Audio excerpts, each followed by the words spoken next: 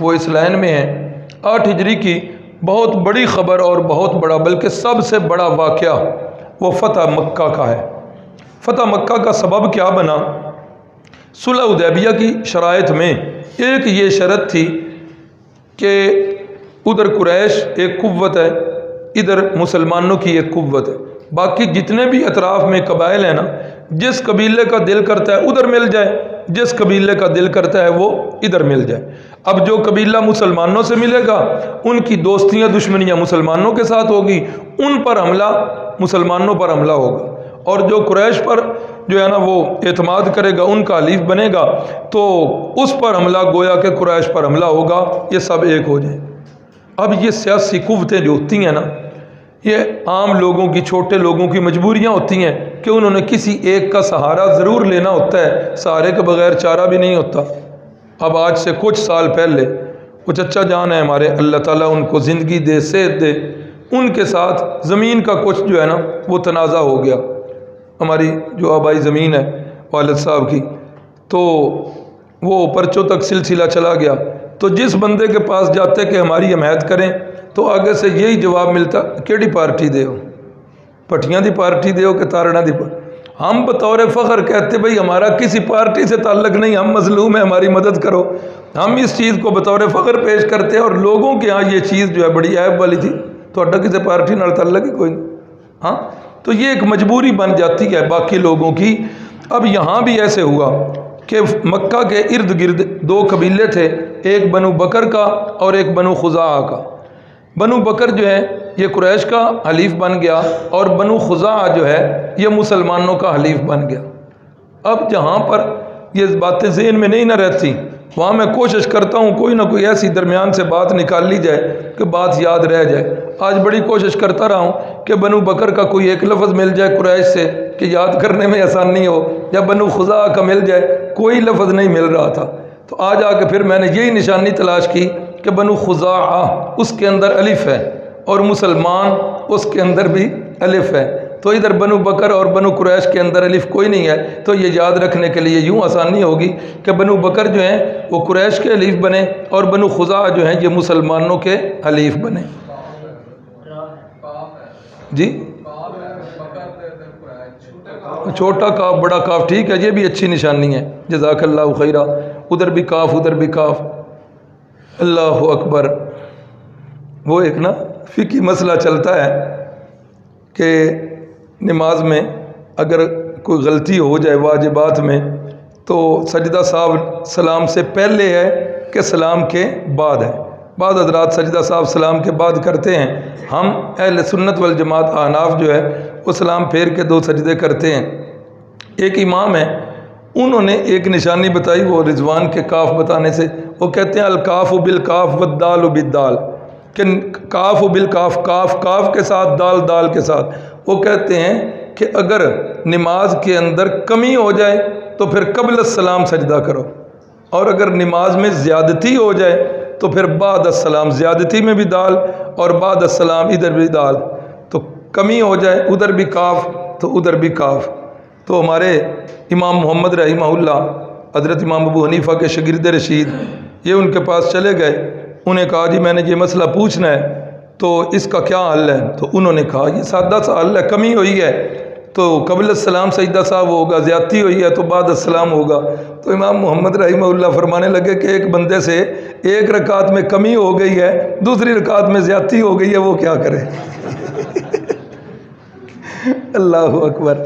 اچھا جی، تو یہ بنو بکر اور بنو خزاعہ کا جھگڑا ہوا، تو یہ مسلمانوں کو جو قبیلہ حلیف تھا نا بنو خزاعہ، یہ قریشیوں کے قبیلے بنو بکر نے انہیں بڑا مارا، اور یہ بیچارے شاید تھوڑے تھے، اسلحہ تھوڑا تھا، جو بھی، یہ بیچارے جو ہے نا تنگ آ کے بیت اللہ کے اندر چلے گئے کہ بیت اللہ میں تو ہمیں قتل نہیں کیا جائے گا، لیکن بنو بکر والوں کو ذرا بھی ترس نہ آیا، انہوں نے بیت اللہ کے اندر آ کر بھی انہیں جو ہے قتل کر دی۔ اب ان بیچاروں نے اللہ کے واسطے دیے، انہوں نے کہا آج کا دن کوئی الہ شلا نہیں، کوئی خدا نہیں ہے، آج جو ہے سارے کام جائز ہیں ہمارے لیے۔ اب رسول اللہ صلی اللہ علیہ وسلم کے پاس پھر ان کا وفد گیا، تو رسول اللہ صلی اللہ علیہ وسلم نے قریش کی طرف ایک خط بھیجا، فرمایا کہ 3 چیزیں ہیں، یا تو جتنے بندے بنو خزاعہ کے قتل کیے ہیں ان سب بندوں کا خون بہا ادا کرو، ان کی دیت ادا کرو۔ دوسرا، اگر یہ نہیں کرتے ہو تو تم بنو بکر سے لا تعلقی کا اعلان کر دو کہ ہمارا ان سے کوئی تعلق نہیں، پھر ہم جانیں اور بنو بکر والے جانیں، کیونکہ انہوں نے ہمارے حلیف بنو خدا کو تکلیف دی۔ نمبر 3، یا پھر حدیبیہ والا معاہدہ جو ہے توڑ دو۔ اللہ اکبر۔ اب یہ تینوں شرطیں ایسی ہیں کہ جن کے اندر عزت نفس بھی بچتی ہے اور اس کے اندر کسی کا نقصان بھی نہیں ہوتا۔ اب دیکھو نا، خون بہا ادا کرو، وہ تو عرب کے اندر دستور تھا اور آج تک یہ چلا آ رہا ہے۔ ان سے لا تعلقی کر دو، یہ بھی کوئی اتنی ذلت والی شرط نہیں ہے۔ یا پھر دونوں نہیں تو پھر معاہدہ حدیبیہ توڑ دو، پھر ہم جانیں اور آپ جانیں۔ اب قریش کے ذہن میں تھی، آپ نے یہاں پڑھا سریہ موتا کے اندر کہ یہاں مسلمانوں کے حضرت خالد بن ولید نے مسلمانوں کی قوت کو بڑا بچا کے واپس لائے تھے۔ 3000 میں سے کتنے بندے بچے تھے، شہید ہوئے تھے؟ صرف 12 شہید ہوئے، قوت کو واپس کر کے لے۔ اب قریشیوں کو پتہ چلا کہ اس غزوہ موتا کے اندر اسلام کے بڑے بڑے جرنیل جو ہیں وہ شہید ہو گئے ہیں، اب مسلمانوں کے اندر وہ قوت نہیں رہ گئی کہ یہ ہمارا مقابلہ کر سکے۔ انہوں نے کیا کیا؟ انہوں نے طاقت کے نشے میں آ کر یا وہ عصبیت میں آ کر انہوں نے کہا کہ ہم حدیبیہ کا معاہدہ توڑتے ہیں، تم ہمارے ساتھ جو ہے نا پھر اگلا معاملہ پھر طے کر لینا۔ اب جس وقت رسول اللہ صلی اللہ علیہ وسلم کا یہ قاصد واپس چلا گیا تو اب بعد میں جب انہوں نے ٹھنڈے دماغ سے سوچا، ابو سفیان رضی اللہ تعالیٰ عنہ جو اس وقت تک مسلمان نہیں ہوئے تھے، انہوں نے اکٹھا کیا، انہوں نے کہا کوئی عقل ٹھکانے ہے؟ کیا جواب دیا رسول اللہ صلی اللہ علیہ وسلم کے قاصد کو؟ کیا کہا ہے؟ اس کا انجام جانتے ہو کیا ہے؟ اب کہنے لگے کہ واقعی ہم سے بڑی غلطی ہو گئی ہے، کریں تو کیا کریں؟ انہوں نے کہا پھر آپ ایسا کرو، آپ ہی چلے جاؤ اور جا کر تجدید عہد کر لو، رسول اللہ صلی اللہ علیہ وسلم سے کہو کہ ہم معاہدہ توڑتے نہیں ہیں، ان دونوں شکوں پر غور کرتے ہیں۔ حضرت ابو سفیان جس وقت گئے تو سب سے پہلے اپنی پیاری بیٹی حضرت رملہ، جن کا مشہور کنیت ہے، نام نہیں ہے، حضرت ام حبیبہ جو ہماری ماں ہیں، رسول اللہ کی زوجہ ہیں، ان کے گھر میں گئے، اپنی بیٹی کے گھر میں۔ رسول اللہ صلی اللہ علیہ وسلم کا بستر مبارک بچھا ہوا ہے، یہی وہ موقع ہے جب بیٹی نے باپ کو دیکھا تو جلدی جلدی رسول اللہ صلی اللہ علیہ وسلم کا بستر جو ہے وہ طے کر دیا۔ اللہ اکبر۔ ابو سفیان یہ یاد رکھیں کہ مکے کے اندر نا یہ قبیلہ بنو ہاشم کا جو رسول اللہ صلی اللہ علیہ وسلم کا قبیلہ ہے، یہ لوگ جو ہے نا نیکی کے اندر بڑے معروف تھے، یہ درویش قسم کے لوگ تھے، یہ بیت اللہ کی خدمت کے اندر یہ مشہور تھے، بیت اللہ کی صفائی کرنا، حاجیوں کو ستو پلانا، یہ ساری چیزیں ان کے ذمے تھی، اور لوگ اس وجہ سے ان کے ساتھ جو ہے نا بڑی محبت اور رواداری سے پیش کرتے۔ اس وجہ سے یہ جو حضرت ابو سفیان کا قبیلہ ہے نا، بنو امیہ، یہ وہ قبیلہ ہے جن کے پاس مکے کی سرداری تھی اور مکے کے سیاسی جتنے بھی چیزیں تھیں نا وہ ان لوگوں کے ذمے تھیں۔ تو یہ اسی قبیلے کے فرد ہیں ابو سفیان۔ جس وقت دیکھا کہ بیٹی جو ہے یہ بستر طے کر رہی ہے، سوچنے لگے کہ بیٹیاں جو ہیں وہ باپ کے آنے پر تو بستر بچھایا کرتی ہیں، تو یہ بیٹی میری ہے اور بستر طے کر رہی ہے، نہ رہ سکے۔ کہا بیٹیاں تو بستر بچھاتی ہیں اور تم بستر اٹھا رہی ہو، میں بستر کے قابل نہیں ہے، بستر میرے قابل نہیں ہے۔ اللہ اکبر۔ صحابہ اکرام جو ہے نا، اللہ کی کروڑہا رحمتیں ہوں، صحابہ اکرام پر رسول اللہ کی اتنی محنت تھی کہ صحابہ کے دلوں کے اندر نفاق نہیں تھا، کوئی لگی لپٹی نہیں ہے، سیدھا کہا باپ ہے، ابا جی آپ بستر کے قابل نہیں ہیں، بستر پاک ہے، یہ رسول اللہ صلی اللہ علیہ وسلم کا بستر ہے، اور آپ حالت شرک میں ہیں، اور حالت شرک میں جو ہوتا ہے وہ ناپاک ہوتا ہے، وہ پلید ہوتا ہے، بستر کا درجہ اونچا ہے، آپ جب تک حالت شرک میں ہیں آپ بستر کے قابل نہیں، بستر کا بڑا درجہ اونچا ہے، تو لہٰذا اس وجہ سے میں نے بستر کو طے کیا ہے۔ تو ابو سفیان کہنے لگے کہ جب سے تو الگ ہوئی ہے مجھ سے، بیاہ کے ادھر آئی ہے تو تیرا ذہن بھی بڑا ہی خراب ہو گیا ہے، حضرت ام حبیبہ فرمانے لگی ابا جی ذہن خراب نہیں ہوا، میں تو اب اسلام میں آ گئی ہوں، اسلام جو ہے یہ تو والدین کے ساتھ عزت بتاتا ہے، لیکن یہاں بستر رسول اللہ صلی اللہ علیہ وسلم کا ہے، اس بستر پر تو میں جب سے آئی ہوں دیکھ رہی ہوں کہ گندی مکھی کبھی نہیں بیٹھی، تو آپ کو میں بیٹھنے کی اجازت نہیں دی۔ اللہ اکبر۔ ابو سفیان جو ہے یہ رسول اللہ صلی اللہ علیہ وسلم کے پاس گئے کہ ہم سے غلطی ہو گئی ہے، میں معاہدے کی تجدید کے لیے آیا ہوں۔ تو رسول اللہ صلی اللہ علیہ وسلم نے خاموشی اختیار کی، صدیق اکبر کے پاس چلے گئے۔ صدیق اکبر وہ بھی مزاج نبوی میں رنگے ہوئے ہیں، وہ کہنے لگے بھائی اللہ کے نبی جس کو پناہ دیں گے ہم بھی اسے دیں گے، اس کے علاوہ ہم نہیں دے سکتے۔ اب یہ ادھر سے مایوس ہوئے تو سیدھے حضرت عمر کے پاس گئے، حضرت جی تہاڈی بڑی مہربانی، ساڈے کولوں چوڑ وج گئی ہے، تو آپ مہربانی کریں رسول اللہ سے ہماری سفارش کریں۔ حضرت عمر کا جواب کیا کمال! حضرت عمر فرماتے ہیں مجھے بڑے حیرانگی اور تعجب ہے، مجھے کہہ رہے ہو کہ میں تمہاری قریشیوں کی سفارش کروں؟ اللہ کی قسم میرے پاس تلوار نہ ہو، میرے پاس تو ایک سادی لکڑ ہو نا، تو اس لکڑی کے ساتھ بھی میں تمہارے قریشیوں کے سر کچل دوں۔ اور ایک کتاب کے اندر یہ الفاظ میں نے پڑھے، حضرت عمر فرماتے ہیں کہ مجھے پتہ چلے کہ جو چونٹی تمہیں تکلیف دینے کے لیے جا رہی ہے میں اس چونٹی کی بھی مدد کروں، تم مجھے کہتے ہو کہ میں تمہاری سفارش کروں رسول اللہ سے، یہ مجھ سے نہیں ہوگا۔ حضرت عثمان کے پاس گئے، نہیں کام بنا، حضرت علی کے پاس گئے، ہر طرف سے مایوس ہوئے تو سیدۃ نساء اہل الجنہ اماں جی حضرت فاطمہ الزہرا کے پاس چلے گئے کہ مہربانی کرو، بیٹیاں جو ہیں وہ تو باپ سے زبردستی بھی منوا لیتی ہیں، تو آپ مہربانی کرو ہماری سفارش کرو۔ حضرت فاطمہ الزہرا فرماتی ہیں کہ جب ابا جی کسی بات کا عہد کر لیتے ہیں تو ہم میں سے کوئی بندہ بھی اس معاملے میں سفارش نہیں کرتا، لہٰذا ہمیں معذور سمجھو۔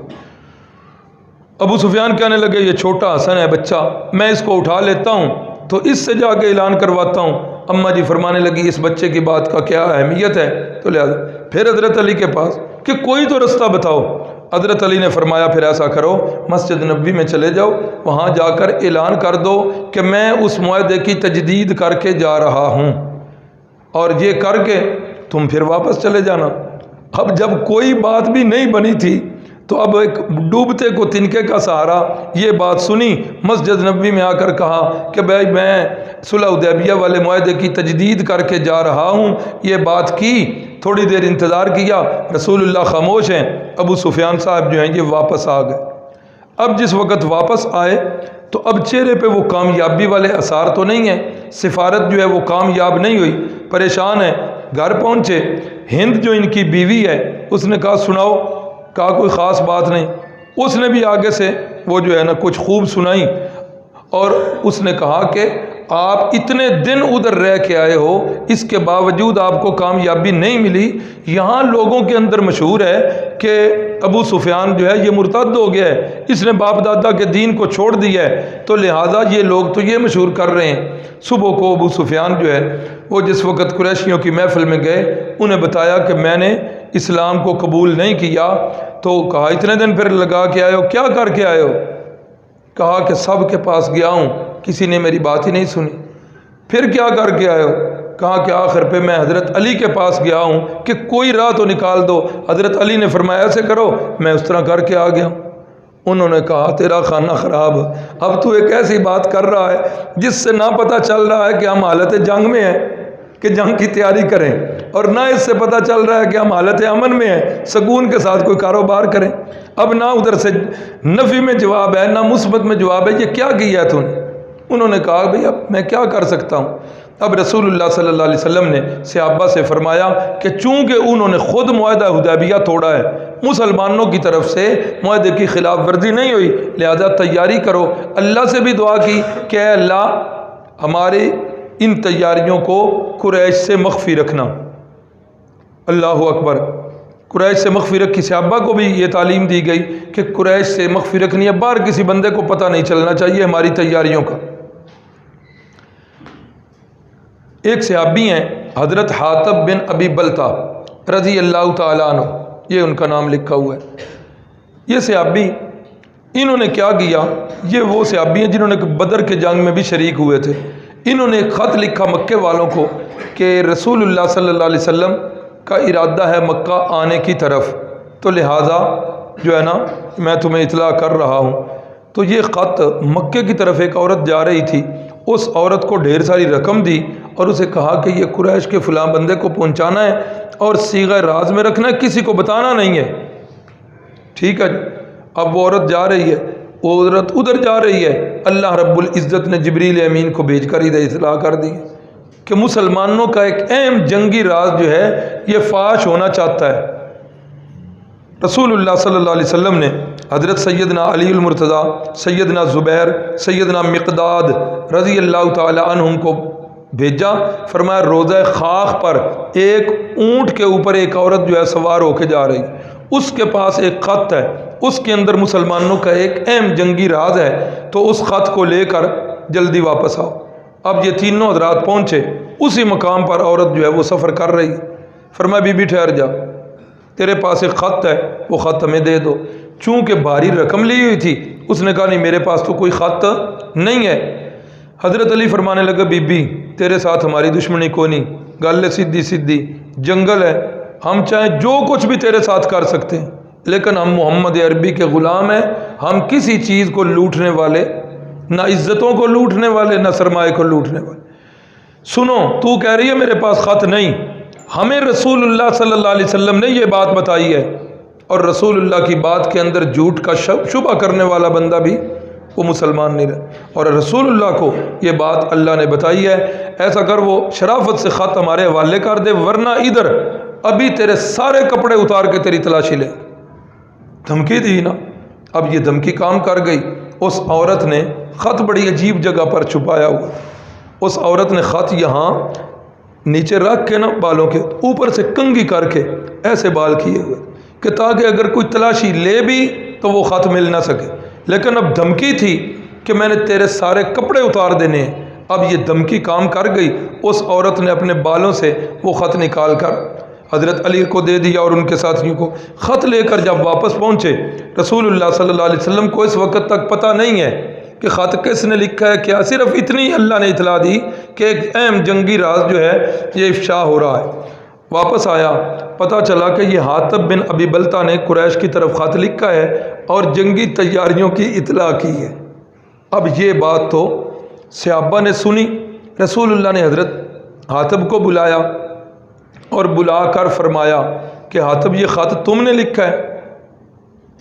اب بار بار یہ بات کہہ رہا ہوں، کئی دنوں سے کہہ رہا ہوں، کئی موقعوں پر یہ کہہ چکا ہوں، ایک بندے پر الزام ہے تو اس سے صفائی ضرور لینی چاہیے، اور یہی سیرت النبی ہے، یہی میرے نبی کا اسوہ حسنہ ہے کہ ایک بندہ چوری کا الزام لگ چکا ہے لیکن اس سے صفائی ضرور لو کہ بھئی کیوں چوری کی ہے، کی بھی ہے کہ نہیں کی۔ ہمارے ہاں یہ دستور کوئی نہیں، ہم ملزم کو خود ہی مجرم بنا دیتے، الزام ہوتا ہے بے شک جھوٹا ہو، ہم اس پر فرد جرم عائد کر دیتے۔ تو رسول اللہ صلی اللہ علیہ وسلم نے حضرت حاطب کو بلایا، یہ خط آپ نے لکھا ہے۔ حضرت حاطب کہتے ہیں یا رسول اللہ جلدی نہ کیجئے، مجھے صفائی کا موقع دیجیے۔ فرمایا ہاں اسی لیے تو بلایا ہے یا رسول اللہ، یہ جتنے بھی صحابہ ادھر سے آئے ہیں نا مہاجر بن کے، ان کے کوئی نہ کوئی رشتہ دار ادھر ہیں جو ان کے گھر والوں کی رکھوالی کر رہے ہیں، تو یا رسول اللہ میرا کوئی رشتہ دار بھی ادھر نہیں۔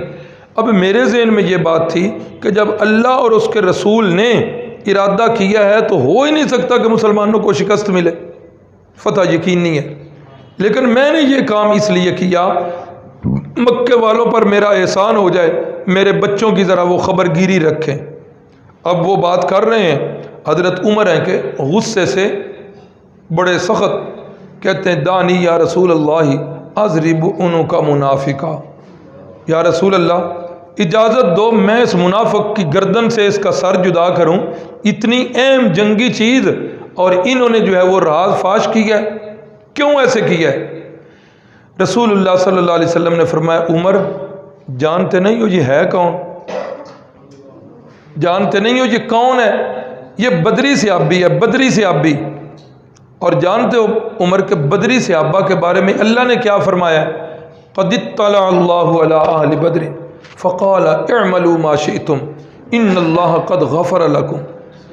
بدری صحابہ سے اللہ نے فرمایا ہے کہ میں نے تمہارے دلوں کو جھانک کر دیکھ لیا ہے، تمہارے دلوں کو میں نے جھانک کر دیکھ لیا ہے، اور اللہ نے اعلان کیا ہے کہ میں نے تمہاری سب کی خطائیں معاف کر دی ہیں، اعملوا ما شئتم، آج کے بعد جو جی چاہو کرتے رہو، اللہ تم سے کوئی مواخذہ نہیں کرے گا۔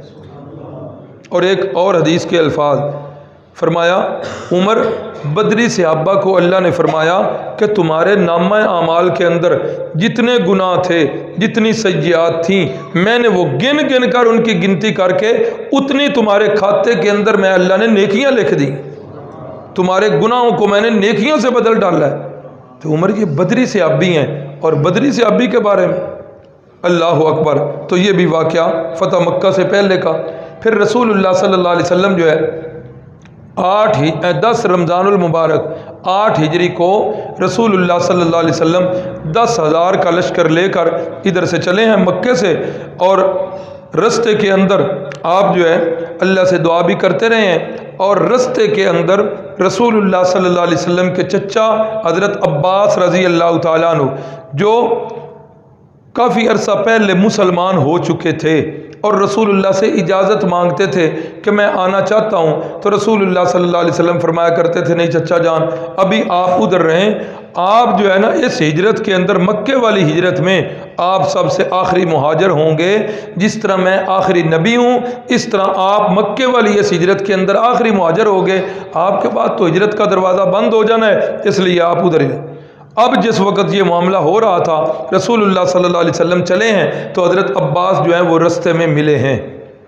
جب رستے میں ملے تو رسول اللہ صلی اللہ علیہ وسلم نے باقی ساتھیوں کو اور ان کے گھر والوں کو تو بھیج دیا مدینہ طیبہ، اور چچا جی سے کہا کہ چچا جی آئیں اب ہمارے ساتھ چلیں، ہم جو ہے اللہ کے حکم سے اب ہم مکے کی طرف جا رہے ہیں۔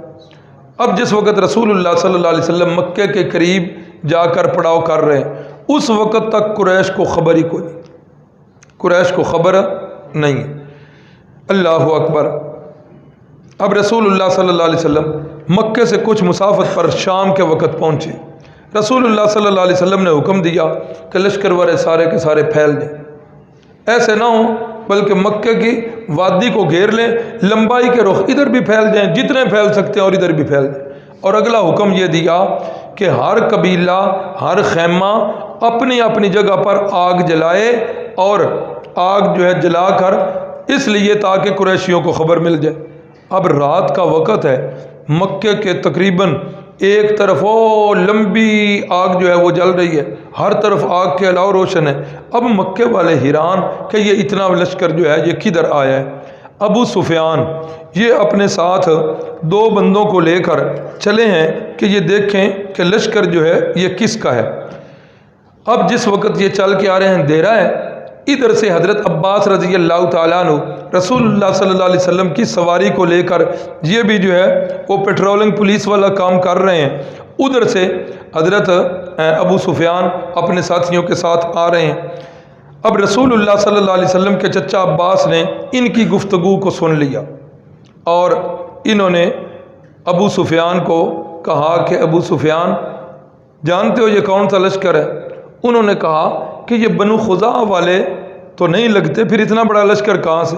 فرمایا یہ میرے بھتیجے کا لشکر ہے، یہ اللہ کے نبی کا لشکر ہے، یہ اسلام کا لشکر ہے، اب تم اپنی خیر مناؤ کہ تمہارا کیا حال ہو۔ اللہ اکبر۔ حضرت عباس اور ابو سفیان کی یاری بھی تھی، انہوں نے کہا کہ ابو سفیان اب تیری خیر نہیں ہے، اگر خیر چاہتے ہو تو جلدی جلدی میرے ساتھ سواری میں سوار ہو جاؤ۔ ابو سفیان کو اپنے ساتھ بٹھایا تو جس وقت ہر خیمے کے پاس سے گزرتے ہیں آگ کا علاوہ روشن ہے، اب ادھر سے گھوڑے کی آواز خچر کی آتی ہے، وہ متوجہ ہوتے ہیں بھائی کون ہے۔ اب آگے سے رسول اللہ صلی اللہ علیہ وسلم کی سواری کو دیکھا جاتا ہے، حضرت عباس کو دیکھا جاتا ہے، وہ کہتے ہیں بھائی رسول اللہ کے چچا جی ہیں اور رسول اللہ کی سواری ہے، وہ اپنا کام کرتے ہیں۔ جس وقت یہ جو ہے نا سواری گزری ہے حضرت عمر کے خیمے کے آگے سے، حضرت عمر نے فرمایا بھائی کون جا رہے ہو؟ تو جب آگ کی روشنی ہوئی دیکھا کہ آگے عباس بیٹھے ہیں، پیچھے ابو سفیان بیٹھے ہیں۔ حضرت عمر نے کہا اچھا یہ اسلام کا دشمن ہمارے قبضے میں آ گیا۔ حضرت عمر نے دوڑ لگائی رسول اللہ صلی اللہ علیہ وسلم کے خیمے کی طرف کہ میں جا کر اجازت لوں اور جلدی جلدی ابو سفیان کا سر قلم کروں۔ حضرت عباس فرماتے ہیں میں چونکہ سواری پر تھا، میں نے بھی اس کو ایڑ لگائی، اور میں بھی جلدی جلدی جو ہے نا وہ دوڑا، سواری کو دوڑایا کہ کہیں ہم سے پہلے عمر نہ پہنچ جائیں اور جا کر رسول اللہ صلی اللہ علیہ وسلم سے اجازت نہ لے لیں۔ اور اوپر تقدیر الہی کے فیصلے ہی اور تھے، اللہ نے اس شخصیت سے بھی اور کام لینے تھے۔ اب حضرت عباس فرماتے ہیں کہ میں اور عمر ہم اکٹھے ہی خیمے میں داخل ہوئے، اور میں نے کہا، مجھ سے پہلے حضرت عمر نے کہا، یا رسول اللہ، اسلام کا دشمن ابو سفیان آج اللہ نے خود ہی ہمارے پاس بھیج دی ہے، جلدی سے مجھے حکم کریں، میں ابھی اس کی گردن اتاروں، ابھی تک کسی نے اس کو پناہ نہیں دی۔ حضرت عباس فرماتے ہیں میں نے کہا، یا رسول اللہ، میرے بھتیجے، میں ابو سفیان کو پناہ دے چکا ہوں۔ اور حضرت عباس فرماتے ہیں میں رسول اللہ صلی اللہ علیہ وسلم کے پیچھے بیٹھ گیا اور آپ کا سر مبارک میں نے اپنے سینے سے لگا لیا، چچا بھتیجے کا رشتہ ہے نا۔ فرماتے ہیں میں نے سینے سے اپنا سر رسول اللہ کا سر مبارک لگا لیا، اور میں نے کہا بھتیجے، آج میرے علاوہ کوئی بھی آپ سے سرگوشی نہیں کرے گا۔ حضرت عمر ہیں کہ برابر اجازت مانگ رہے ہیں، یا رسول اللہ اجازت دو، اس بندے نے بڑی تکلیف دی، اللہ نے بھیج دی۔ تو حضرت عباس کہتے ہیں میں نے پھر غصے میں آ کر کہا کہ عمر، اگر یہ تیرے قبیلے کا بندہ ہوتا نا تو پھر تو رسول اللہ صلی اللہ علیہ وسلم سے اتنی بار اجازت نہ دیتا۔ حضرت فاروق اعظم بولے، سنیں، کہنے لگے عباس جی سنیے، اللہ اکبر، اگر میرا باپ خطاب وہ بھی ایمان لے آتا نا، اللہ کے قسم مجھے اپنے باپ کے اسلام لانے پر اتنی خوشی نہ ہوتی جتنی خوشی آپ کے مسلمان ہونے پر ہوئی۔ میرے دل کے اندر اب وہ باتیں نہیں ہیں، میرے دل کے اندر اب محبت ہے تو اسلام کی، اور عداوت ہے تو دشمنان اسلام کی ہے، اس وجہ سے میں اجازت طلب کر رہا ہوں۔ اللہ اکبر۔